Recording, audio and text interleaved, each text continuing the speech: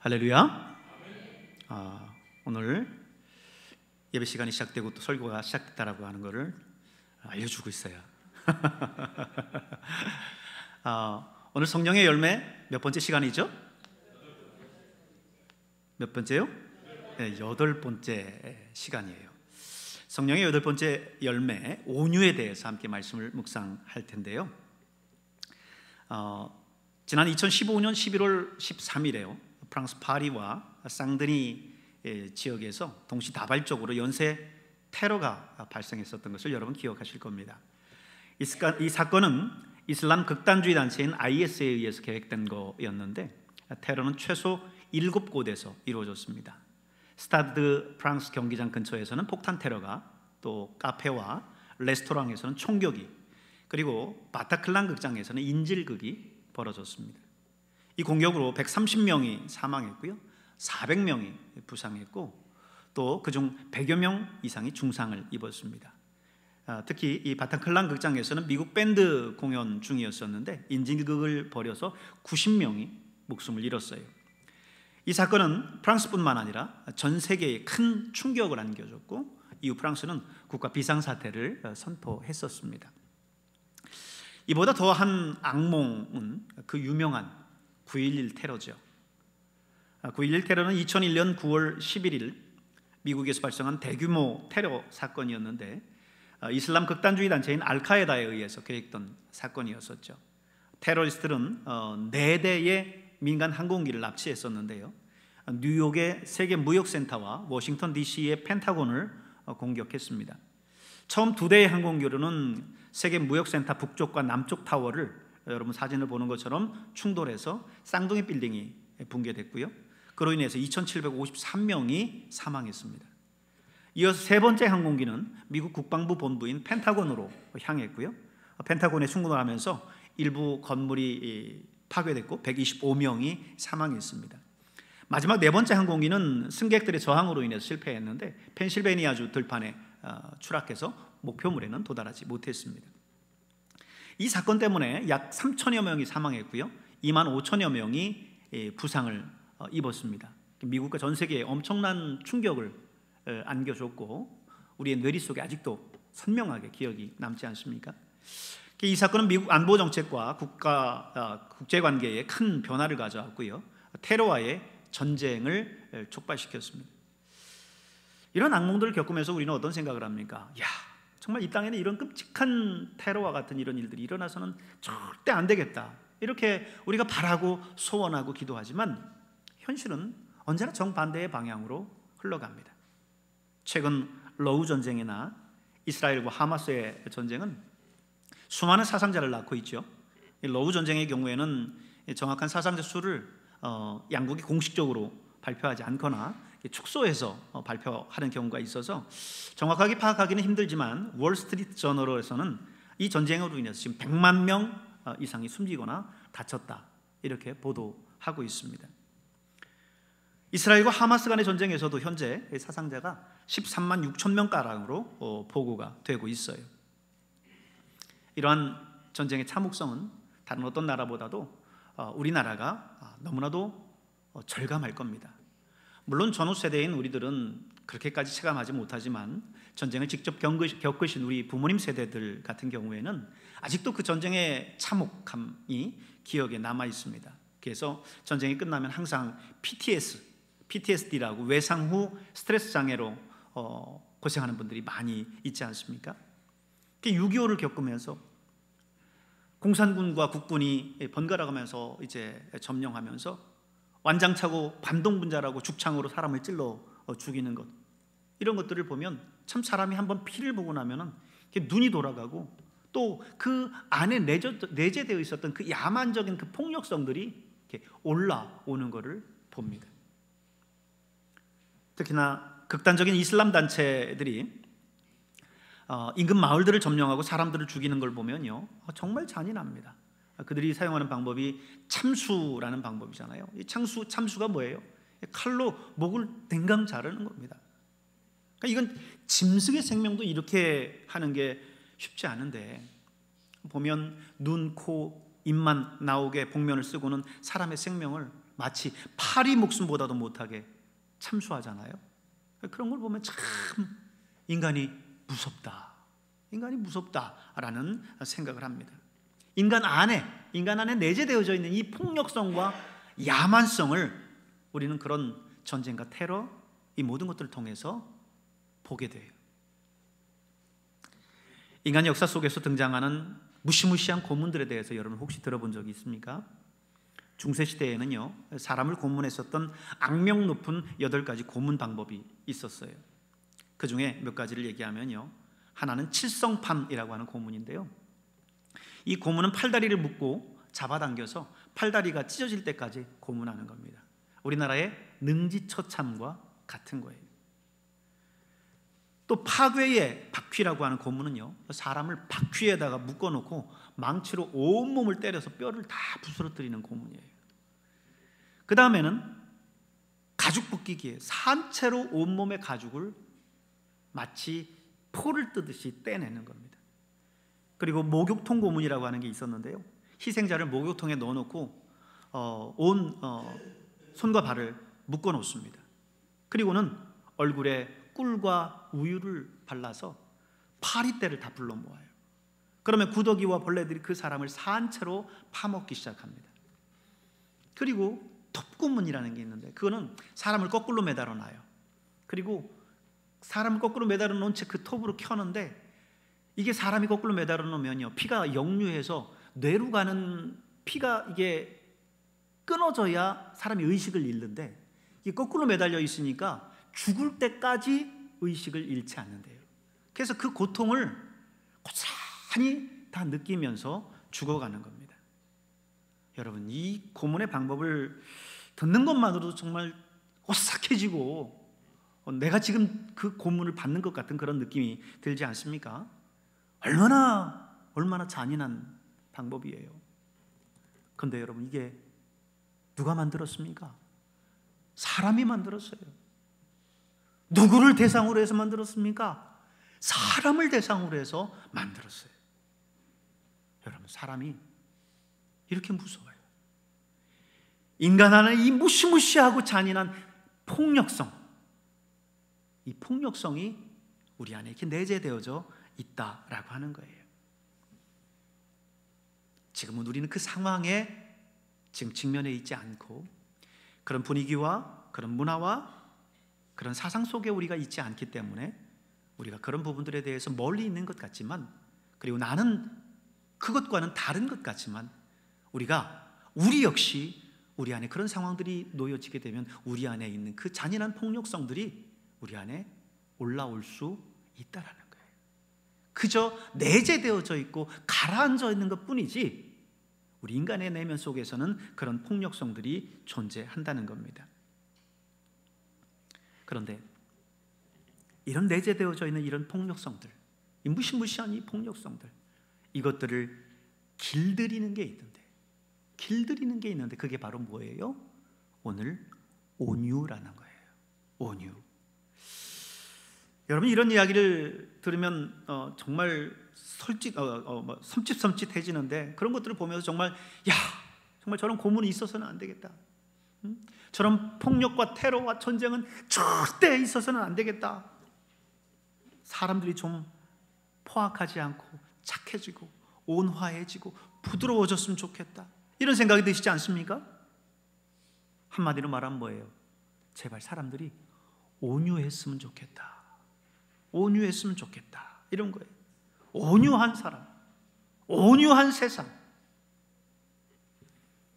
우리말 사전에는 온유를 이렇게 정의하고 있습니다. 사람의 표정이나 성질이 온유하고 부드러움, 이렇게 온유를 정의하고 있어요.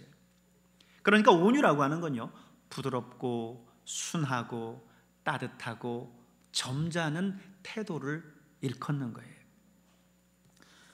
오늘 본문도 성령의 열매를 언급하면서 이 온유를 말씀하고 있습니다. 그렇다면 이 온유라고 하는 이 말은, 성경에서 이야기하고 있는 이 온유라고 하는 이 말은 무엇일까?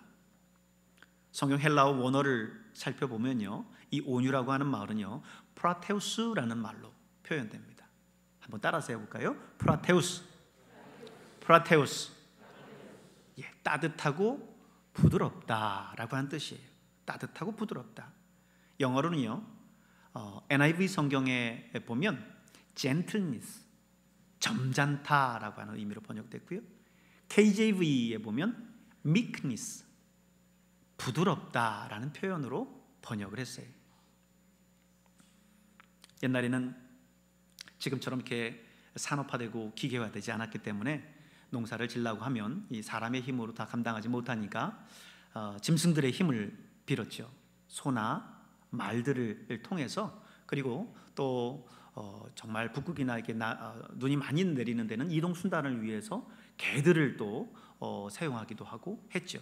그런데 사실은 소나 말이나 개나 사나운 맹수였어요. 그죠?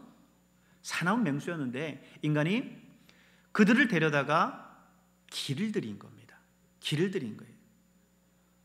주인의 명령에 순종하고 잘 따르도록 이제 그들을 길들였고, 그래서 그것이 가축이 됐죠. 그때 주인은 이 짐승을 향하여서 프라테우스라고 얘기합니다. 온유해졌다, 부드러워졌다, 순해졌다 라고 하는 거예요. 이걸 보면 성경이 말하는 온유란 1차적으로 본능적 행동을 통제할 수 있을 만큼 길들여지고 잘 훈련된 성품이다 라고 하는 거예요. 맹수의 그 본능이 겉으로 드러나지 않도록 잘 길들이는 것처럼 우리의 인간적인 그 본능 속에도 정말 폭력적이고 야만적인 그런 본능들이 우리 안에 있는데, 그거를 통제할 수 있을 만큼 잘 길들여지고 훈련된 성품, 그게 온유라는 거죠. 힘이 잘 조절돼서 유익한 목적을 향해서 사용하도록 훈련하는 것이요. 소의 그 어마어마한 그 힘, 말의 그 허벅지를 보세요. 그 근육을 보세요. 엄청난 그 뒷다리에 힘이 있지 않습니까?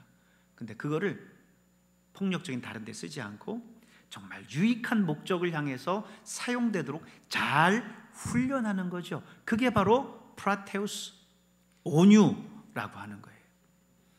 그래서 온유한 사람이라고 하는 것은요, 자신의 폭력적인 본능을 잘 다스릴 수 있는 사람이 온유한 사람이에요. 파괴적인 충동을 억제할 수 있는 인격이 온유한 인격이에요. 그런데 우리가 온유에 대해서 오해하기 쉬운 게 있어요. 사람들은 온유하면 당장에 그럼 힘없고 화낼 줄도 모르고 하는 그런 것이 온유라고 생각하기 쉽지 않습니까? 그러나 그것은 오해예요. 온유는 힘이 없는 것이 아니고요, 그 힘을 잘 다스리는 거예요. 잘 다스리는 거예요. 그러니까 온유한 자도 화를 낼 수 있어요.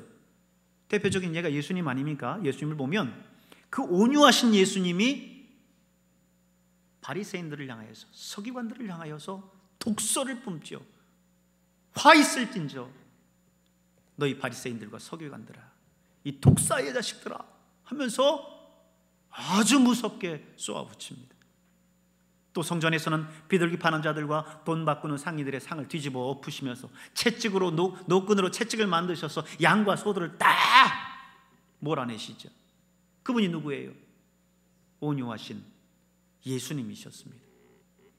그러니까 온유라고 하는 것은 그냥 우유부단한 성격을 의미하는 것이 아니에요. 연약한 성격을 말하는 게 아닙니다. 오히려 자신이 가지고 있는 그 힘을 유익한 목적을 향해서 바로 사용할 줄 아는 성품이 바로 온유한 거예요. 아무 때나 그냥 버럭버럭 화를 내는 게 아니라 정말 의를 위해서 불의 앞에 분연히 누구도 숨죽이고 있는 그 자리에서 내 목숨을 걸고 내가 위험해진다 할지라도 용기를 낼 수 있는, 그게 온유인 거지. 그게 참다운 힘인 거지. 약한 자들 앞에서 자기 힘을 과시하면서 하는 그런 모습들이 힘이 아니라는 거예요. 우리는 온유의 극치를 예수님의 가르침에서 찾습니다. 예수님은 뭐라고 말씀하세요? 마태복음 5장 38절에서 42절에 있는 말씀인데요, 우리 한번 같이 한번 읽어보도록 하겠습니다. 또 눈은 눈으로 이는 이로 갚으라 하였다는 것을 너희가 들었으나 나는 너희에게 이르노니 악한 자를 대적하지 말라. 누구든지 내 오른편 뺨을 치거든 왼편도 돌려대며 또 너를 고발하여 속옷을 가지고자 하는 자에게 겉옷까지 가지게 하며 또 누구든지 너로 억지로 오리를 가게 하거든 그 사람과 심리를 동행하고 내게 구하는 자에게 주며 내게 꾸고자 하는 자에게 거절하지 말라. 아멘. 무슨 말씀이에요? 오른뺨을 치면 왼뺨을 돌려대라는 거예요. 아니, 오른뺨을 치면 지금 내가 왼뺨 오른뺨 두 대를 때려도 속이 시원찮을 텐데 오른뺨을 맞으면 왼뺨도 돌려대라는 겁니다. 속옷을 달라 하면 겉옷까지 거 줘버리라는 거예요. 오리까지 가자 그러면 그래, 내 심리까지 갈게. 풍성하게 그렇게 하라는 거죠. 그가 나에게 강제로 억압으로 그렇게 다가왔는데 나는 오히려 더 자발적으로 그를 돕고 그에게 선한 대응들을 한다는 것입니다. 여러분, 유대인들에게 있어서 뺨을 치는 행위, 상대의 수염을 뽑는 행위는요, 승리자의 표시입니다. 마치 전쟁에 나가서 승리하고 나서 자기가 이제 정복한 그 나라의 군인들을 얼굴을 때리고 수염을 뽑고 하는 이것이 승리자의 상징이었어요. 반대로 뺨을 맞거나 수염을 뽑힌다, 이거는요 가장 큰 수치였습니다. 그래서 그들 관례 속에는 뭐예요? 눈에는 눈, 이에는 이예요. 그런데 예수님은 그게 아니다 라는 거예요. 그게 아니라 오른뺨을 치면 왼뺨을 돌려대거라. 속옷을 달라 하면 겉옷도 줘버려라. 오리를 가자고 하면 심리를 같이 가라. 이렇게 말씀하는 거죠. 우리 주님은 그간에 생각했었던 유대인들의 생각, 그 생각이 180도 다른 이야기를 하고 계십니다. 뺨을 때리는 것보다 더 큰 힘은 뺨을 때리라고 얼굴을 내미는 거예요. 수염을 뽑는 것보다 더 큰 힘은 뽑으라고 턱을 내미는 거예요. 십자가에 못 박는 것보다 더 큰 힘은 십자가에 못 박으라고 그 십자가를 지고 골고다로 올라가는 겁니다. 옛날 중국의 노자가 스승이 임종할 때 스승에게 인생의 승리의 비결을 물었어요. 그랬더니 그 스승이 제자인 노자의 손을 잡아다가 자기 입속에 넣으라고 합니다. 그리고 입안에 무엇가 만져지냐고 이렇게 말해요. 스승은 이제 늙어가지고 다 이는 빠져가고 하나도 없고 안에서 잡히는 건 물컹한 혀밖에 없어요. 그때 노자는 비로소 깨달았습니다. 아, 강한 것은 다 없어지고 유한 것만 남는구나. 온유한 것이 강한 것을 이기는구나 라고 하는 것을 깨달았어요. 진화론이 주장하는 생태계의 원리가 뭡니까? 약육강식이고요, 적자생존이죠. 무슨 말입니까? 강자만이 이 생존 경쟁에서 살아남을 수 있다라고 하는 거예요. 근데 여러분, 정말 그런가요? 강한 동물의 상징이라고 하는 사자나 호랑이, 이 사자나 호랑이는 거의 다 멸종되고 동물원에 가야 볼 수 있어요. 하지만 소나 양이나 온유한 그 동물들은요 오히려 생육하고 번성해서 땅에 충만합니다. 물속을 보더라도 그렇지 않아요? 큰 물고기는 작은 물고기를 잡아먹고 삽니다. 작은 물고기는 더 작은 물고기를 잡아먹고 살아요. 그런데 이상한 것은 멸종하는 놈은요 작은 고기가 아니라 큰 고기예요. 막 고래들이 멸종한다, 정말 보호종으로 이렇게 지정하고 보호하는 그런 종들 있지 않습니까? 큰 고기들이에요. 약하고 힘없는 것들은 갈수록 늘어납니다. 도대체 이게 무슨 일이고 어떻게 설명해야 될까요? 유능승강이라는 말이 있습니다. 유한 것이 강한 것을 이긴다라는 말이에요. 유한 것이 강한 것을 이긴다. 너무 강하면 부러져요. 물과 바위가 싸우면 누가 이기던가요? 물이 이기죠. 물이 별것 아닌 것 같고 물이 떨어져도 바위는 끄떡없는 것 같은데 천년 만년 떨어지는 그 물 앞에 푹 패이는 게 바위입니다. 해와 바람이 옷벗기길 싸움을 하니까 누가 이겨요? 바람이 거센 바람으로 벗기면 충분히 벗길 수 있을 거라고 생각했는데 그렇지 않아요. 따뜻한 열기를 뿜어내면서 태양이 그 사람에게 비추니까 자연스레 그 옷을 벗습니다. 여러분, 성경에도 무슨 말씀을 하고 있어요? 잠언서 25장 15절에 보니까 같이 한번 읽어볼까요? 오래 참으면 관원도 설득할 수 있나니 부드러운 혀는 뼈를 꺾느니라. 아멘. 여러분, 부드러운 혀가 뼈를 꺾는다는 거예요. 아니 여러분, 혀가 뼈를 어떻게 꺾습니까?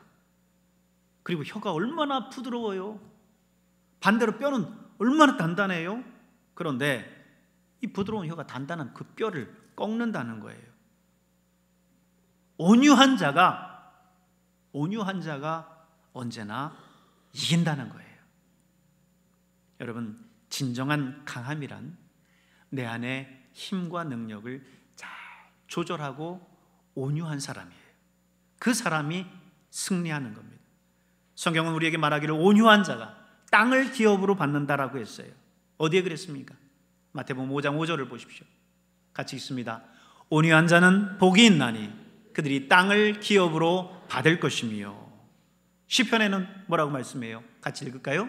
온유한 자들은 땅을 차지하며 풍성한 화평으로 즐거워하리로다. 아멘. 힘이 세고 강한 사람이 땅을 차지하는 게 아니라 온유한 사람이 땅을 기업으로 받고 땅을 차지하게 된다 말씀하고 있습니다.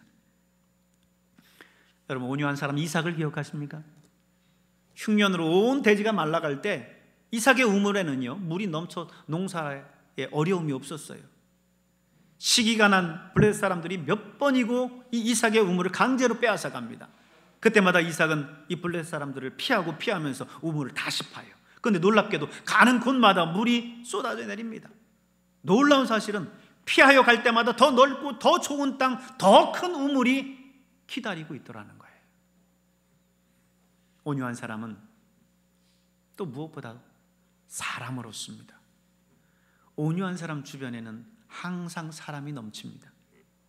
온유한 사람은 공동체에서 항상 아름다운 자리에 앉아 있습니다. 자기 주장이 강한 사람은 공동체에서 설 자리가 없어요. 당장에는 그게 강한 것 같고 당장에는 그것이 모든 것들을 다 이루어 나갈 것 같지만 공동체 안에서 그를 인정하지 않습니다.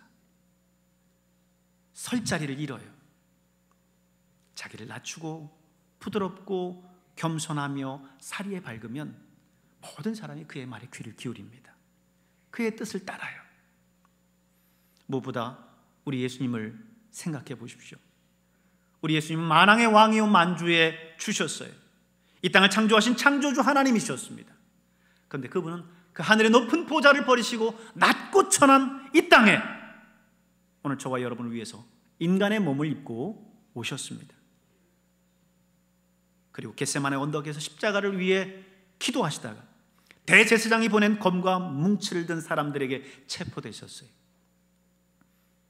베드로는 검을 들어서 제사장의 종 말고의 귀를 내려치죠. 그러자 예수님이 뭐라고 합니까? 칼로 일어선 자는 칼로 망하니라. 네 검을 집어넣으라 라고 말씀하세요. 예수님은 하나님의 아들이시고 하나님 본체셨기 때문에 지금 당장이라도 하늘의 천군 천사를 명해서 싸그리 다 멸하실 수 있는 분이셨어요. 그러나 그분은 그 자리에서 우리가 보기에 너무나 무력하게 체포되어져 가셨습니다. 그리고 대제사장과 빌라도와 헤롯의 법정을 오가면서 신문을 받으시고 마침내 빌라도에게 십자가형 선고를 받습니다. 그리고 그는 로마 군병의 조롱 속에서 가시 면류관과 채찍을 견뎌야 했고 십자가를 지고 갈보리에 오르셔야 했습니다. 그리고 그곳에서 녹슨 세 개의 못으로 손과 발에 못 박히시고 옆구리에 창 받으시고 그 장렬하는 그 태양 아래서 거친 숨을 몰아쉬며 숨을 거두셨습니다. 빌립보서 2장 5절에서 8절에 있는 말씀은 이 예수님의 온유를 이렇게 설명합니다. 같이 읽겠습니다. 너희 안에 이 마음을 품으라. 곧 그리스도 예수의 마음이니 그는 근본 하나님의 본체시나 하나님과 동등됨을 취할 것으로 여기지 아니하시고 오히려 자기를 비워 종의 형체를 가지사 사람들과 같이 되셨고 사람의 모양으로 나타나사 자기를 낮추시고 죽기까지 복종하셨으니 곧 십자가에 죽으심이라. 아멘. 하늘의 큰 권능을 가지신 그 하나님이신 그분이 무력하게 십자가에 죽으신 것은 그가 힘이 없어서가 아니라 온유하셨기 때문입니다. 그 십자가를 통해서 우리를 구원하실 수 있기 때문에, 그 십자가를 져야만 우리를 구원하실 수 있기 때문에 당신의 그 모든 힘들을 내려놓으시고 당신의 그 모든 권위와 권리를 내려놓으시고 온유함으로 이 땅에 오셔서 십자가를 지셨습니다. 그러나 그게 끝이 아니었어요. 온유한 그분은 진정한 승리가 무엇인지를 우리에게 보여주셨습니다. 그분은 사망 권세를 깨시고 부활 승천하셨고 최후 승리를 얻으셨어요. 이어지는 빌립보서의 말씀을 우리가 계속해서 한번 읽어보겠습니다. 같이 읽습니다. 이러므로 하나님이 그를 지극히 높여 모든 이름 위에 뛰어난 이름을 주사 하늘에 있는 자들과 땅에 있는 자들과 땅 아래에 있는 자들로 모든 무릎을 예수의 이름에 꿇게 하시고 모든 입으로 예수 그리스도를 주라 시인하여 하나님 아버지께 영광을 돌리게 하셨느니라. 아멘. 그렇습니다. 그의 온유는 십자가에서 끝나지 않았어요. 부활하셨고 승천하셨고 다시 이 땅에 재림의 주로서 심판의 주로서 이 땅에 다시 오실 것입니다. 최후 승리를 얻으신 그분의 모습을 여러분 기억하시면서 온유의 진정한 승리가 무엇인지를 여러분 깨달을 수 있기를 바랍니다.